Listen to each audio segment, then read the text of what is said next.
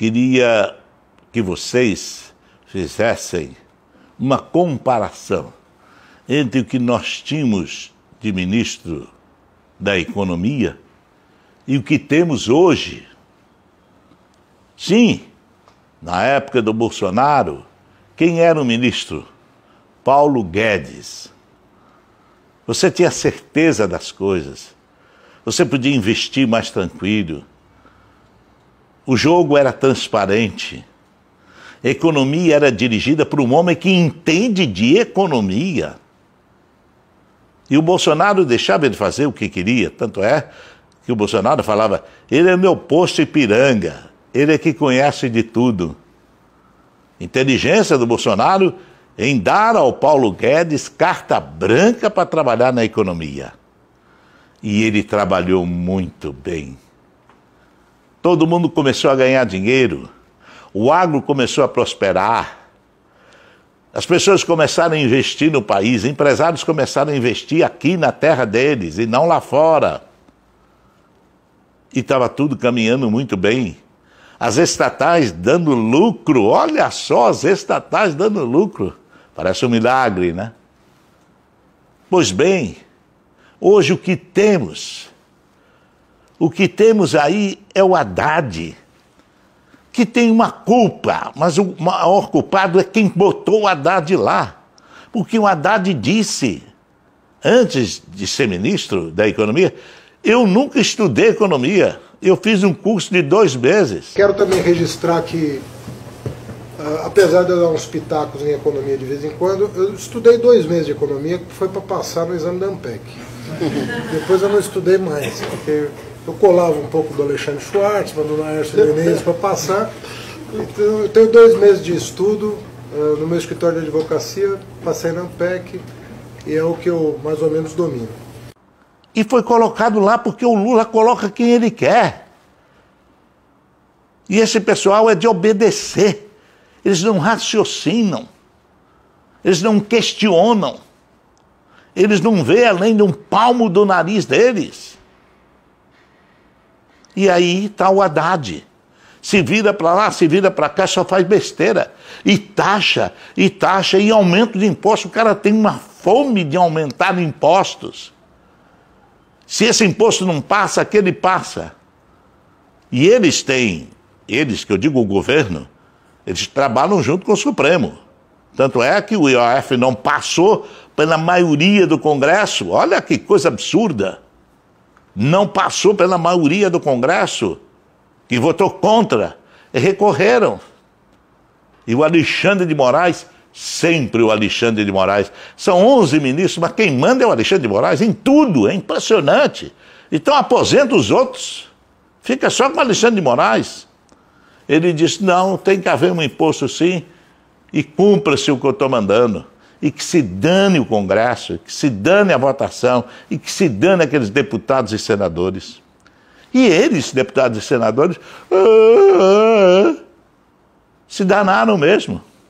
Enfiaram o rabo entre as pernas. Eu vou mostrar um vídeo para vocês de uma mulher dizendo como é que o Haddad aumenta impostos. É esclarecedor esse vídeo. Depois de tudo que eu falei, e que muitos de vocês devem concordar comigo, se manifestando aí, eu gosto muito que vocês se manifestem, mande para mim aqui os seus comentários, é importante, e compartilhe o vídeo. Quanto mais a gente compartilhar, melhor. O povo precisa saber disso.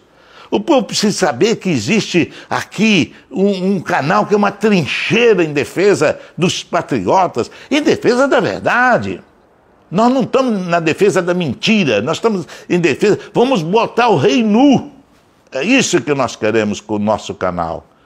O rei já está nu, mas vamos ao vídeo da explicação por que o nosso querido Haddad, ele aumenta imposto, ele tem uma sede de aumentar impostos. Gente, no início dessa semana, não tinha nem dado terça-feira ainda, o governo já tinha planejado 3 novas formas de aumento de imposto. Na verdade, uma já está formalizada pela Receita Federal e já vai entrar em vigor em 2026. Aumento de imposto para investidores, empresas e para você, pagador de IPTU. Vou te explicar. Qual o imposto proposto para investidores pelo governo? LCIs e LCA são letras do crédito do agro e de infraestrutura, ou seja, dois setores importantíssimos e que são incentivados com esses investimentos até então isentos. A proposta do governo é colocar um imposto de 5% sobre os ganhos. Já a proposta de aumento de imposto para as empresas é o seguinte: a gente tem vários regimes tributários e um desses regimes é chamado de lucro presumido, onde é o enquadramento e o governo deduz qual percentual do seu negócio que é um lucro tributável. Então, por exemplo, no lucro presumido, determinados setores, principalmente serviços, têm lucro tributável de 32%. Ou seja, 32% de faturamento significa lucro tributável e vai ser aplicado o imposto de renda, independentemente do seu lucro contábil, tá? A proposta, feita por um deputado do PT, é aumentar em 10% esse percentual. Então, por exemplo, o setor de serviços, que era de 32%, vai para 35,5%. Resultado, mais impostos pagos pelas empresas e repassadas aos produtos, ao consumidor. Esses dois aumentos de impostos são propostas do governo e de um deputado do PT. Agora, o aumento do IPTU já está formalizado via instrução normativa da Receita Federal e já começa a valer ano que vem. O que muda? A alíquota do IPTU? Não, porque o IPTU é imposto municipal. Essa mudança deveria sair, das prefeituras.